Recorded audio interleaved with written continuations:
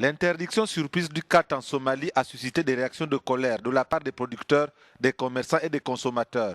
Depuis l'annonce de la décision, des milliers de Somaliens sont plongés dans le désarroi. Nous savons que le CAT nuit à l'économie. Je suis d'accord que le gouvernement arrête son importation. Mais il ne devait pas le faire brusquement.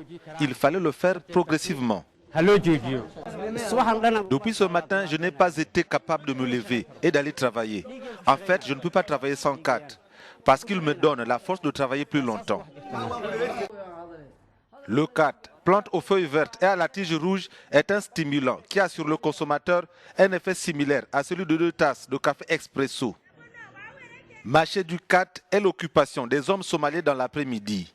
Cependant, ils se transforment progressivement en addiction qui les pousse à dépenser tout leur argent pour l'achat des bouquets de feuilles, sans compter le temps qu'ils perdent quand ils sont sous son emprise.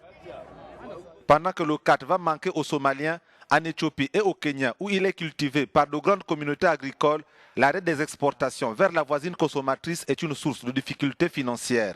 Pire, le gouvernement somalien n'a fourni aucune explication sur cette décision et ils n'en ont pu indiquer si l'interdiction était provisoire ou définitive. Je vends du CAT depuis longtemps et j'utilise mes revenus pour payer les frais scolaires de mes enfants. Nous n'avons pas de CAT depuis hier et aujourd'hui. Avant cela, quand on nous fournissait, je parvenais à donner de l'argent à ma famille pour leur nourriture de la journée. Mais je ne l'ai pas fait depuis hier. Je demande au gouvernement somalien, au ministre de l'Aviation, au président somalien, au Premier ministre et à tout le monde qui se préoccupe de créer des emplois de lever l'interdiction du CAT. Le commerce du CAT est une activité très lucrative.